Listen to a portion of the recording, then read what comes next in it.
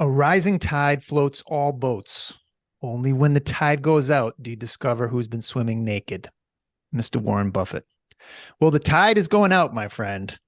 And is this the end of this current crypto earthquake, or are we just in the early innings? There's a lot of belief in the crypto world that we are nowhere near the end of this crypto earthquake, sir. And in fact, that there will be many afterquakes, that the contagion, as everyone likes to say these days, is probably spread far and wide. And the idea being that if a bunch of places had loaned Alameda Capital money, they're not getting that money back. And a bunch of places that had kept much of their business's value on FTX is not getting that money back. And so we're going to learn over the next several months, probably, how bad this really is, but we can't really see it all yet. And hopefully it's not that bad, but there's a pretty strong belief in the crypto sphere anyway, that it's quite bad and it's going to get worse. So it seems like Sam Bankman-Fried was a liar. Yeah. I mean, some of the statements that he was making, even just a few days before going bankrupt, seemed like they're just flat out falsehoods. And if he's a liar, then I guess the question that naturally comes to mind is, who else is a liar? That's one of them for sure. Well, he's the only one. Well, he's not the only one. He was one of the main people like tweeting about this and the sort of the public face of FTX and Alameda and all of these things. But if you want to go sort of bigger and further out, like we could look at Binance, which is by far the biggest exchange in the world, even before this all went down. It isn't, well, FTX was the second biggest exchange in the world. Binance transacted half of all the crypto transactions from last year. It all happened on Binance. Even though there's decentralized finance, there's all these things still. Half of all the crypto transactions in the world happened on Binance, like sales and stuff like that. It's amazing. So CZ has tweeted some things about all this, saying like, never touch client funds, never borrow money, never use your own, or never borrow certain types of money, I guess. Never use your own token as collateral. You know, like what he calls sort of like the basic rules for these things. Now, he says they've always done it that way. But we can't really know, I don't think, not really what they're doing. So if he's lying about what they're doing, as Sam Bankman-Fried clearly was, we are going to be in for a lot more pain eventually. Like eventually it's going to all unwind and not work out, I got to believe. Hopefully he's smart enough and rich enough that he doesn't need to do anything else. Binance already has won as much as anyone could win right now. And for the foreseeable future anyway, they are the worldwide exchange by a lot. Especially now. So I don't know. I mean, we could look at smaller things like Coinbase and Gemini, which are big exchanges in the United States, Coinbase especially. They also make claims about how they don't touch customer funds and things like that. If they're lying, it will be an absolute disaster as well, for sure. I don't know, man. We can't really know.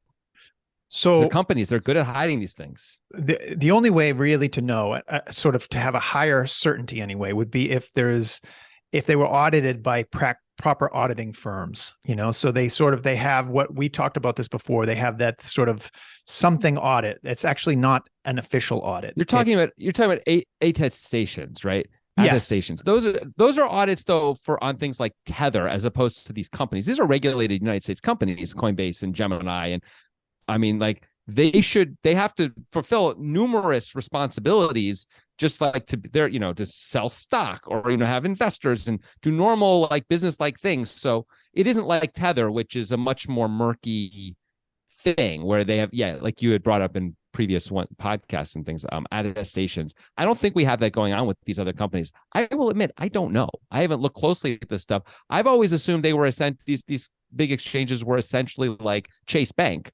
It seems as though they may not be. It seems as though that was an incorrect assumption. So who's gone under? So we've had, as far as exchanges, we've had Celsius, FTX, obviously, BlockFi.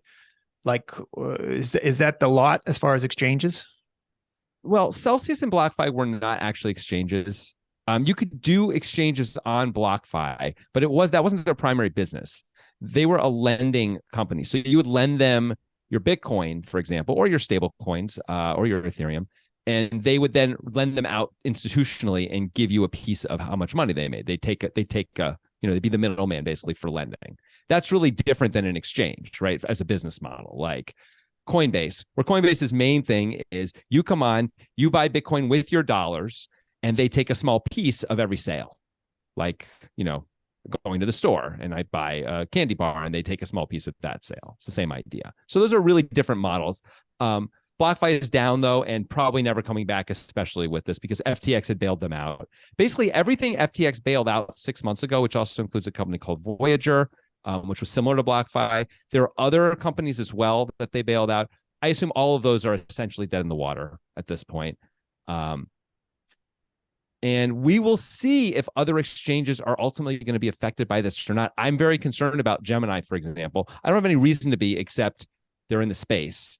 But they have Gemini Earn, which is where you give them money and then they lend it out institutionally. And, if they were lending to some of these places that now are going insolvent because of this FTX downfall, that may ultimately cost Gemini too. And maybe they won't be able to pay out. And I just don't know what happens in those spots. So there's a lot of questions in the air.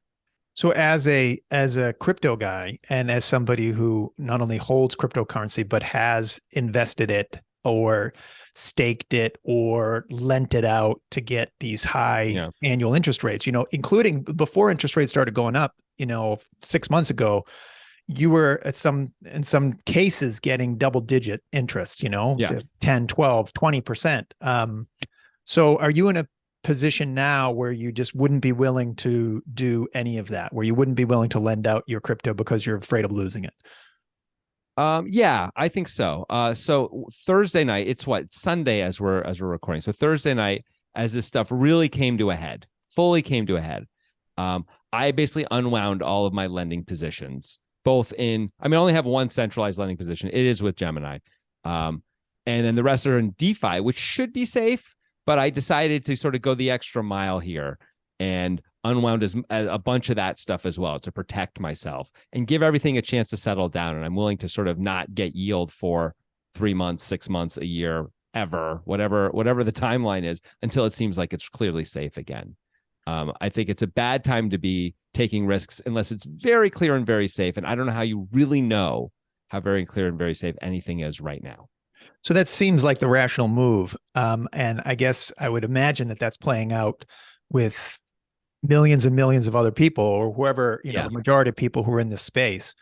And so I am surprised that these coins have not dropped further in the last week. Even something like Bitcoin that's, as you mentioned last time, come down from around 18 down to 16. Like, given the ramifications of this, it seems to me that we should be trading at a much lower number. Well, I think there are a lot of people. There are some people who absolutely are just trying to get out of the space and probably have already exited, and some will continue to, sort of as panic sellers. Then there are a lot of people like me who don't really have an interest in getting out of the space, aren't really interested in putting a lot more money in, at least at these prices. Maybe if things go a lot lower, I would be interested in both Bitcoin and Ethereum at real bargain basement kind of rates. But I have no interest in selling. Like, I don't want to have less Bitcoin right now. I don't think that's an interesting idea, although I can understand why people might be worried that we're going to go into a massive doom, forever type of a thing. My current thought on that is that that's sort of a reactionary type of thought, and that it's probably not true. It's probably just a highly emotional moment. And if we could sort of take a step away from it, we can see this as not too unlike what happened 6 months ago with Luna, where a bunch of bad things happened. The prices did come down, but it didn't kill crypto in any real way. And so the question is, will this actually do long, true, lasting damage? And so when I say that, I mean, not this year, not even on the price of things next year, but like 4 or 5 years from now, will the price of Bitcoin actually be affected by this? Will the price of Ethereum be affected by this? Will the world not be using these tools, these coins, the way that they could be because of this? I think it's likely no. But there are people who think that's untrue, and think that actually it's likely that the world is going to be affected by this in a longer term way. And if that's your view, maybe you should get the hell out, because that's a real problem if you think that. I don't know how you're going to make a lot of money in the future speculating on these assets if you think that. So you should probably sell if that's what you believe. I'm inclined to think Bitcoin and Ethereum are ultimately going to be fine. In your mind, how is this different than what happened with Luna? Mostly that it's just bigger. It's a bigger thing. FTX was the second biggest exchange in the world. So when Luna went down, it took out a coin and it took out some of the like BlockFi, and we saw that. Although BlockFi ultimately got bailed out, but Celsius went down for good, effectively. But there were a bunch of smaller insolvencies. I say smaller. I mean, these are, in the hundreds of millions of dollars. But, Alameda and FTX is like $50 billion worth of insolvency. It's a different kind of a pony here. To me, that's the big difference, is that Sam Bankman-Fried was like the poster boy for crypto, and he's sort of been shown to be incompetent and a liar somehow. Out of like a week ago, he was, like there were crypto bros who, in a quiet time might touch themselves a little bit to pictures of Sam because he's so good at this stuff. And now it's like it's just swung so far, so fast in the other direction. It's really shocking. And so the big difference, I think, is the scale of it, and because both FTX, which has become almost a household name, almost like transcendent crypto itself, is just a big company now. They have big commercials, Tom Brady, other very famous people endorsing them. That's different. So people outside of the crypto world, I think, are more aware of this, and it means a little bit more to them. Like, oh, that was a big crypto failure. And I think that matters for the network effects for both Bitcoin and Ethereum. I watched some of the videos of SBF on their FTX themselves has a podcast. Not a ton of, people watching. I think there was 5,000 people who'd watched this video or whatever, and it was him being interviewed. And, he was pretty vague and like reasonably well-spoken. But obviously there was a fair bit of what he was saying that was just completely fabricated.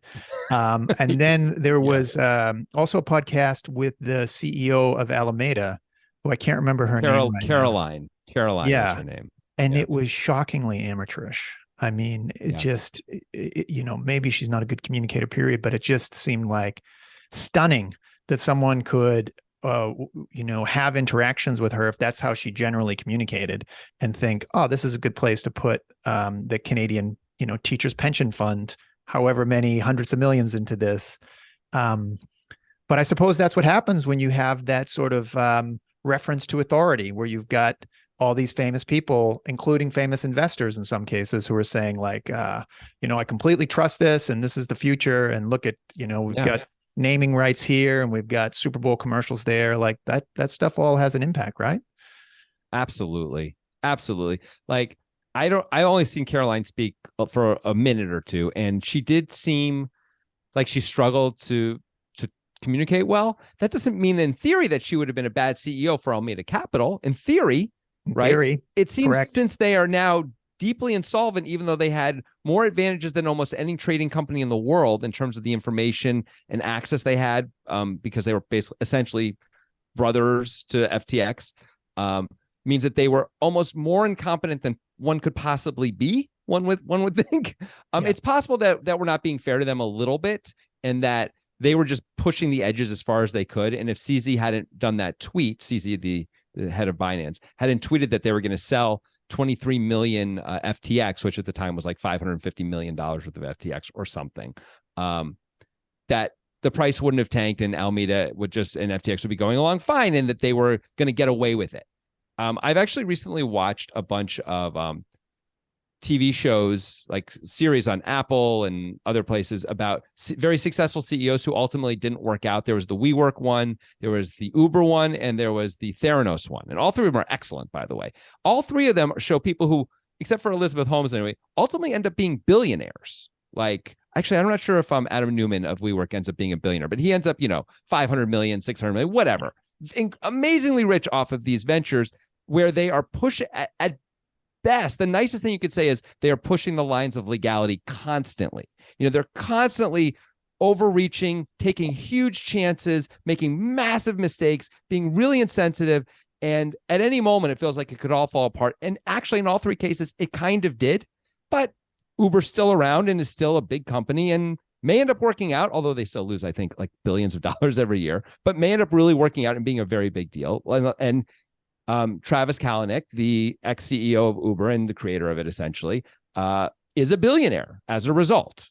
So it's a weird thing where Elizabeth Holmes' defense at her trial was essentially, this is how startups are run. This is how successful startups are run. You lie a lot. Investors know you're going to lie a lot. Like that's part of what they say, like there's an expectation that we're promising more than we necessarily know that we can deliver right now, but we hope eventually we'll be able to deliver it. And that's how it works. Well, you give them the rosy picture, not the honest picture when you're talking to investors. And this is even like seed investors and, VCs and stuff like that. And if the investors don't know that, that's on them. That was part of her defense. And that's, in one way, that's absurd. In another way, I think that may actually be how these things are done. So it's a weird spot where it's possible Alameda and FTX, had CZ not done this tweet, 5 years from now would be still the second biggest exchange, or maybe even the biggest exchange in the world. And he'd be running for president soon. And we would just think he's a massive success story. I think those kinds of things happen a lot, where it's like, the sliding doors moment of like, does this thing happen or not? This one moment where it either falls apart or you stay the course and then everything works out great. And it's possible FTX, everything was going to work out great. Or perhaps it was never going to work out because they were just, they were being too adventurous and too out there and too risky. And they were lending out client funds, which they said they weren't doing and they knew they couldn't do, but they were doing it. And I mean, ultimately, in theory, that should get you in trouble. Like eventually something's going to fail big, right? I think you make an interesting point about the natural risk taking that tends to go with, founders of sort of revolutionary things. But I think we're being overly fair to them. I think it's different in this case. I think that they are in the Elizabeth Holmes category of fraudulent behavior that really hurt a lot of people. And that was just straight up saying, like, your funds that go in here, we don't touch these customer funds. This is just an exchange for you to buy your Bitcoin, buy your Ethereum. And we're the good guys. Like, we're the ones who are like, we're environmentally friendly. They're carbon neutral. And that was, part of was their promotion as well. And we're going to help, regulate the space and create it so that all of you who believe in crypto are going to have a better future because of us. Come to us. Trust us. And behind the scenes, they were taking that money and they were trading it in obviously really risky ways. And when the tide went out, what do they lose at the end of the day? Have they got millions of dollars squirreled away for themselves? Are they going to do prison time? I don't know. But for the people who put their money in there, who lost 50 grand, 150 grand, or 10,000 of their investment, that's like really going to impact their life over the next couple of years. No, I think these fuckers should pay and pay deeply. And I think it's appalling what they have done. And I guess the big question is, like, is the Binance guy, like, is he straight up? And the problem is, like, I hope that he is, for the sake of all the investors and for the sake of that whole space and, the potential that it has. But how to know? There's only one way to know, is if there's really solid, really good regulation. And that's the thing that the whole space has avoided. Although, ironically, FTX was the one who, who were promoting the regulation, and they're the biggest exchange to blow up. I'd be shocked if there isn't any other exchanges that blow up. Oh, I expect a bunch of, like, at least capital, like crypto capital firms and crypto trading firms, to blow up as a result of this. Things that were had lent out money to Alameda. I'm sure there were a lot of them that did, based on what they thought was a solid asset base of collateral, which just doesn't exist anymore, essentially. By the way, the word on the street is Sam Bankman-Fried is like hiding in like Argentina, like, really. And there was a rumor that he got arrested on the tarmac in an airport, but then they don't think so. And like he's literally gone into hiding, it seems. And this may be his life if they ever catch him. I don't know. I mean, he probably has squirreled away. I would guess he squirreled away like hundreds of millions of dollars. So he really might be able to pull this off. But wow, his life has really taken a left turn. Now, if he knew he was doing all these things, maybe he was ready for this. Maybe he's like always had the exit plan. Like, well, if it goes this way, I have to do this, Wow. But the thing I just don't get is, once you get to the point where you're this successful, why do you have to push the edges so far? Why do you have to lend out the client funds? Why do you have to do these things? You're already a billionaire. So is everybody else, Like, you're an incredibly successful exchange. Like, things are going amazingly well. It like boggles my mind that Sam and people of his ilk ultimately are competing against, like, their peers, rather than sort of being able to see the level of success they've had and sort of, to some degree, rest on their laurels. Like, they're not willing to do that at all. Yeah. It's amazing to me. It is. It's incredible, isn't it? And I wonder what decisions it started with. If all along that was just like, oh no, let's do this, or if it was some version of like, some of our positions have gone really south. Yeah. Let's borrow some of this money for a short period of time just to fill in the gaps so that we can keep things rolling, and then one Yeah. thing leads to another. Next thing you know, they're down $8 billion or whatever they're down. Yeah, Um, something that becomes starts as a one-time thing starts to become common practice, and then something goes really bad, and then here you are. Yeah. yeah. So looking ahead, and it's probably much too early to look ahead given the ramifications of this haven't shaken out, but you see organizations like that Canadian teachers pension fund that has lost some eight figures to I don't know if they were invested in Alameda or FTX. I think it might have been Alameda. I would imagine that any pension fund manager who's looking at that is thinking, I'm going to take a step back from the crypto space. I would imagine that Yeah. there's a fair amount of institutional investors who will try to withdraw their funds and their investments in the exchanges, Yeah. at least for the near term. So then that leaves you got your pension plans, you've got your other institutional investors, you've got your ultra rich people, and you've got your sort of retail investors, your small investors, right? The ultra rich are often like quite heavily diversified. They've got so much money. They've got, great real estate holdings, big real estate holdings. They've got stocks and bonds. They might have, foreign markets that they're invested in. And obviously now it seems in the last couple of years that there's some of those high profile, ultra net worth people have invested in the crypto world. Those people, and that was one of the arguments that you said as far as like the sustainability of crypto. But those people are used to like hitting big on some investments and writing off some investments as losses. It's Mhm. like, I lost 100 million on that. Whatever. I've got, 20 billion. And so even though I lost 100 million there, I've really had a great play over here with this thing. And so I'm not as convinced that those people who are ultra high net worth who are invested in crypto are staying for the long haul. Like some of them might just say, I'm going to take this as a loss. This whole area is a mess right now. I might look at it again in the future, and I'm going to put my money into something else with inflation. Sure. Maybe bonds, for example. Yeah. So does that shake your?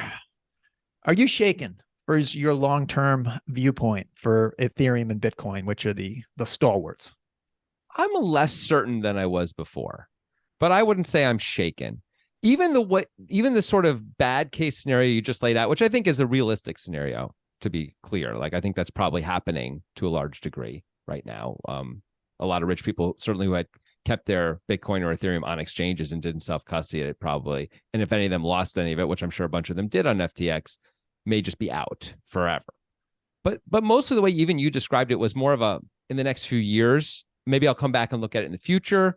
So great. So like 4 years from now, when Chase Bank lets you buy Bitcoin and they hold the Bitcoin for you, and you feel completely comfortable with that because you're not worried about Chase Bank, you keep all your money on Chase Bank anyway. They've never been a problem in that way, even though banking stuff has been disastrous in other ways. But banks are actually pretty good about customer funds.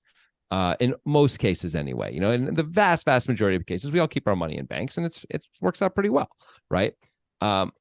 I think mostly people will be comfortable when you get that level of they're going to sell it too. There's going to be huge advertising around, now you can keep your Bitcoin safely. Never worry about a thing again. Merrill Lynch has you covered, or whatever it is. And I think that'll be very attractive to the wealthy who are queasy about the way things have come down here. Obviously, some of them will never come back because they got burned. But I think a lot more people who haven't even gotten into the space yet will feel like it's not safe yet. But once you get the kind of banking branding around this that is coming, they'll be like, oh, okay, well, now it's safe. Now I can do it. I couldn't do it before. Look at all the mess. But now it's not the Wild West anymore. It's, it's mainstream now and I can come in. And I still anticipate that it's going that way. And I think it's very likely to end up going that way. And if that's true, then it's hard for me to imagine anything but a rosy, next 30 years for these assets. Okay. So I will end with on my side that, we are closer than ever to a few exchanges failing, like that there being some contagion. And therefore, that whole idea of Bitcoin is going to be something that I could buy, Ethereum is going to be something that I can buy in my Vanguard account.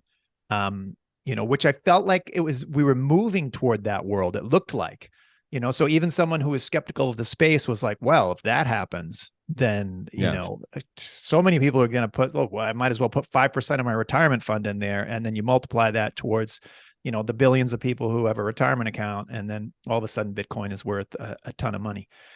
That surely has been, severely dented. The prospects of that happening surely have been damaged in the short term, if not even the medium and the long term with this. I mean, that's the question, right? Does this slow down things or not?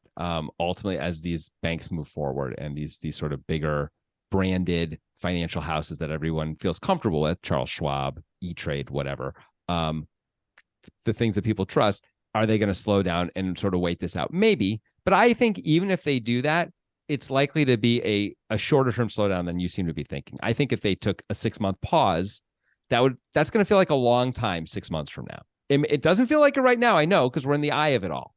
But I really believe 6 months from now, this is going to feel like, unless things continue to collapse from this for the next 6 months, fair enough. But if this ends up being, let's say, 3 or 4 weeks of just a few more places go down, it's a lot of bad stuff. And then, 5-6 months from now, it's going to feel like, yeah, fine again. Think about the housing market. Think about, what is it? CDCs, CBDs? Is that what they were? I don't know. Is that pot? You know what I'm trying to say? The CBD companies, the cannabis companies. That's not what I'm talking about. I'm talking about the, yeah, not CBD. I'm talking about the 2008 market with housing. And when they would sell all the mortgages as collateralized tranches, all that stuff, and so that was a thing. CDOs, collateralized debt obligations. That sounds more like CDOs. Sounds right. Anyway, and that was a thing, and they did all this regulation around it. It was a big deal. Okay, it's been a while, but those are available again. They do that now again. Like that, we're back to where we were with that stuff, more or less. Maybe not exactly, but they were running wild and free in 2007, 2006, doing that stuff. They're doing a version of that now again, and no one cares. It's only been 13 years, and it destroyed the world for a solid 3 years. This is not going to destroy anything except crypto people for a while. It's going to hurt some people for sure, but it's not going to do the kind of damage that did. I really think maybe 6 months isn't long enough. A year from now, if the contagion is not truly widespread, I can't imagine we're going to think of anything this as a weird speed bump that we hit. And even if we think it still affects the price a year from now, but not that it's going to affect the true long-term prospects of things. So a collateralized debt obligation, or CDO, is a complex structured finance product that is backed by a pool of loans that they put together and other assets that were sold to institutional investors. So as you're referencing, during the crash, they put together basically a bunch of really crappy loans, and they said, hey, these are AAA rated because now they're diversified and they're all together. But actually they were all crappy.